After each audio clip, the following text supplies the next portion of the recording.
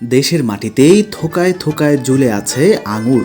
ঠাকুরগাঁও জেলা পীরগঞ্জ এলাকায় ব্যতিক্রমী উদ্যোগ নিয়ে আঙুর চাষ করে সবার দৃষ্টি আকর্ষণ করেছেন স্থানীয় কৃষক আবুল কালাম। প্রচলিত ধান, গম কিংবা ভুট্টার চাষের বাইরে গিয়ে তিনি নিজ উদ্যোগে পরীক্ষামূলকভাবে আঙুর চাষ শুরু করেন এবং সফলতা অর্জন করেন। জানা যায়, ইউটিউব ও কৃষি বিষয়ক বিভিন্ন পরামর্শ দেখে উদ্বুদ্ধ হয়ে কয়েক বছর আগে তিনি নিজের জমিতে আঙুরের চারা রোপণ করেন। শুরুতে নানা চ্যালেঞ্জের মুখে পড়লেও ধৈর্য ও পরিশ্রমের মাধ্যমে তিনি গাছগুলোকে ফলন উপযোগী করে তুলতে সক্ষম হন।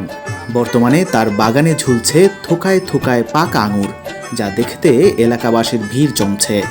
আবুল কালাম জানান, সঠিক পরিচর্যা ও আধুনিক পদ্ধতি ব্যবহার করলে আমাদের দেশের মাটিতেও আঙুর চাষ সম্ভব। তিনি আরও বলেন, এই চাষ লাভজনক হওয়ায় ভবিষ্যতে আরও বড় পরিসরে আঙুর বাগান করার পরিকল্পনা রয়েছে। এদিকে স্থানীয় কৃষি কর্মকর্তারা বলছেন, ঠাকুরগাঁওয়ের আবহাওয়া ও মাটি আঙুর চাষের জন্য উপযোগী হতে পারে।